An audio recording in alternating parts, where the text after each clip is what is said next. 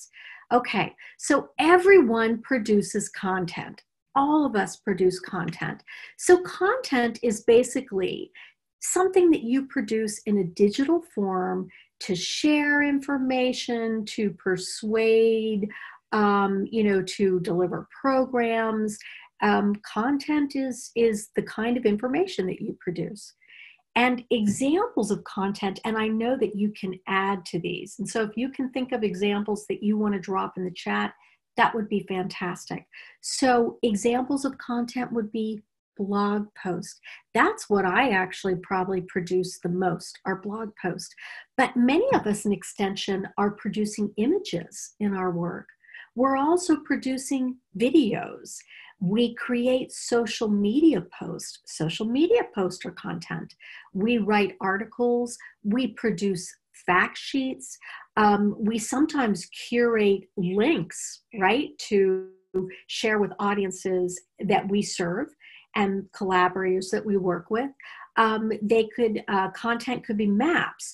Content could be tags and hashtags. So we produce a lot of stuff in Extension. So the idea is that if you're producing content in Extension, do you have a plan to communicate that work? And a content strategy would actually be something that would outline how you'll share what you've produced in efficient and effective ways. And it can be as simple as a checklist.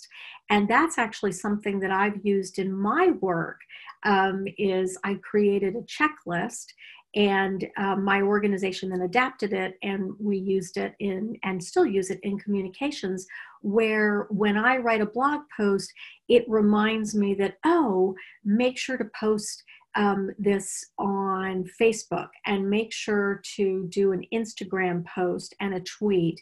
And it can be as simple as a checklist. But the idea about today is just to give you ideas about how you might really start thinking intentionally about the pieces that you're producing. So here is Kevin Nichols is a person who writes in the technology industry. And he says that we define content strategy as getting the right content to the right user and at the right time. So when people can use it. So you share your content on platforms. It could be Twitter, it could be Facebook, it could be Instagram, including IGTV and stories. It could be YouTube, Pinterest, TikTok, LinkedIn. LinkedIn is a wonderful place to share information about what you're doing in cooperative extension, because there are so many people on it, and it's really become a treasure trove of content, and it's indexed by Google, and it's searchable, and you can also blog there. So LinkedIn would be a great place. There are different blogging platforms. Many of us have blogging platforms that we use that our extension organization makes available to us, but there are also other blogging platforms like WordPress, Medium. If you're publishing a lot of stuff, you can share your content on ResearchGate.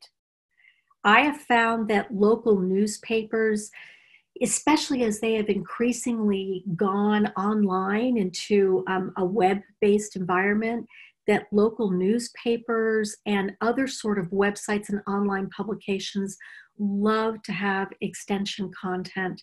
There are also association and industry sites. And I know that you can think of other places, but the idea is, if you've created something wonderful, you want to make sure that you're sharing it in an intentional way and in multiple places so that you're getting the biggest bang for your buck. So, why?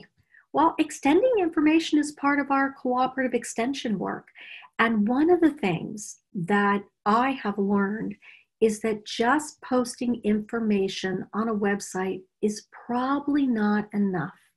We need to do things to help audience and those that we want to see what we've produced find our work.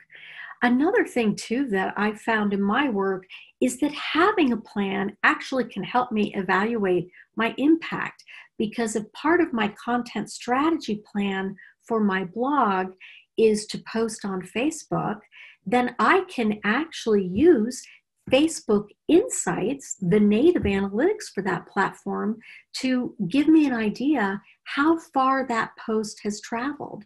And so it's not just analytics on your website, right? You could use all of these social media platforms have native analytics. Some of them are more robust than others, but they all have something, right? And for me, it's also about efficiency and capacity. I can only do so much. We are really busy people. We have huge jobs. And for me, much of what I produce is what I would call evergreen. And so, for example, every year for Thanksgiving, the holidays, I produce for Extension a sort of, I curate and write a big blog post that has to do with food safety and, things like that. And that post can stay relatively the same from year to year. I obviously have to go in and freshen it up and make sure that all the links are working and that I've got the latest information. But really, it can stay pretty much the same from year to year. But I need to remember to have a content strategy that, oh yeah, I'm going to be, using this. And I also need to remember that what I produce, again, can be used in multiple places. So now, one of the things that I'm going to do is we actually have this information about all these simple steps, and they're kind of expanded upon in an article that's appearing next week in the eField book, right? And I also have a PDF that I'll share with you at the end of today that's kind of a rough draft, but it might be helpful to you if you're going to be working on this in the next couple of weeks. But some of the simple steps that I take in determining my content strategy is, say that the piece of content I'm working on is a blog post. I try to figure out, what is my objective? What am I trying to communicate here? What are my overall goals? And, that's really important, because you don't want to just put out something that doesn't have a purpose. I also think it's really important to consider your audience. Who are you trying to reach? And be as specific as possible. For some of the advisors that I know, we have an advisor in my county that does livestock and range work. And really who he's trying to reach with his social media post or his blog post really might be as defined as ranchers in Ventura County, California, right? I mean, it can be very narrow. It can be much broader, depending on what you want to do. But think about who you're trying to reach. Now, one of the things that I also think about is when I'm trying to reach people is I like to go to Pew Research. And I can take you there in the interactive part of this workshop, because it gives me an idea of where audiences are on social media. And that's really helpful, because I may be trying to reach an audience that isn't using a platform that I like personally, right? So you want to have your platform sort of aligned to where your audience is. Now, another thing too that you want to think about in your content strategy is, what do you want your audience to know? What do you want them to feel? What do you want them to do? And what do you want them to remember? And in a content strategy around a particular piece, I might just come up with 1 or 2 or 3 key messages that I'd like to communicate, right? So again, consider social platforms. What platform is best for your content? I know that Victor does a very different kind of content than many of us. So Victor, what platforms are best for your content?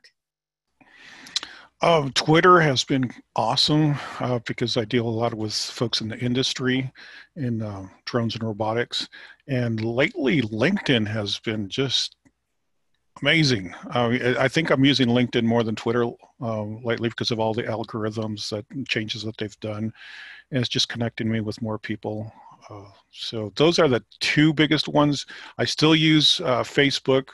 There's certain groups in there that I follow and participate, like drones in education, drones in agriculture, and commercial drones. So not necessarily for me to give information on those groups as to receive information, but on LinkedIn is more probably where I'm sharing out. Okay. Okay, that is fantastic. Okay, thanks for sharing that. So when you're doing your content strategy, you've shifted. You're thinking now more about LinkedIn. And again, folks, check out LinkedIn. It is really not even mostly about job searching anymore. It's really a very high level place to share content and learn. Okay, so you also have to think about, as part of your content strategy, the platforms that you're interested in and the platforms that you're already on, right? And where your audiences already are. That's going to be important. So another thing that you're going to want to consider is what frequency of sort of posting are you interested in and able to sustain? And in my, when I'm doing a content strategy for a project, like I just launched a new website I'm a historian, and I did a new website earlier this summer and at the end of the spring that organizes a bunch of my historical research. And I was just, when I was doing my content strategy, I was like, oh, I'm going to post like 5 days a week, and I'm going to and this and that, and I'm going to do like 3 blogs a week, and I'm going to do it on all these social platforms. And, it wasn't realistic. I couldn't sustain it. So now I'm sort of doing 2 good Instagram posts a week and 1 blog post like every 10 days, and then a couple of tweets, right? And I'm getting good, I'm making good forward progress. But what I had set up initially as a content strategy to get out the content on this website was not sustainable. And you also should be thinking about who else might share your message and content. And again, to go back to it, extension is really respected for the content that we produce because it's research based. We're viewed as being neutral in a good way. We're reliable, trusted, connected with communities, and I found that it's been pretty easy to get newspapers to share content or online websites because they have a need, and it's worth pitching. It's worth pitching and seeing if you can do that. And again, we have to measure our impact, right? So how do you measure your success? You're going to use your platform metrics, but you're also going to use anecdotal information. I think it's sometimes I'll get an email from someone saying, hey, that was a really good post. And that's not going to show up in, the Facebook insight, but it's something that I can use when I'm reporting to my supervisors, although now I'm retired, I don't have to do that. But I'm just retired. I had to do that, right? Why I think that my content strategy works. Okay. So here are some other things that you have to keep in mind. And that's about timing and accountability. And the older I get, the better I get at this. What will I do? Okay, what am I going to do? I'm going to write a blog post. I'm going to commit to 3 social posts this week. When will you do it? When will you do it? And for me, what I've started doing is I've actually schedule a time on Google Calendar, and I make an appointment with myself, right? What tools do you need to accomplish your work? Do you need to be on a new platform? Do you need to be using a social media tool like Hootsuite to help you schedule your content so that you can accomplish your content strategy? And then you always need to check to see if any approval or buy-in is needed. Who needs to approve what you're doing, and who do you need to be accountable to in terms of policies and procedures at your institution? And one of the things that I think is a really good thing is find someone in cooperative extension in your organization or in another cooperative extension organization to be an accountability buddy. That's really helpful to actually set some goals and have someone that can be accountable with you. So those are simple steps. Yeah,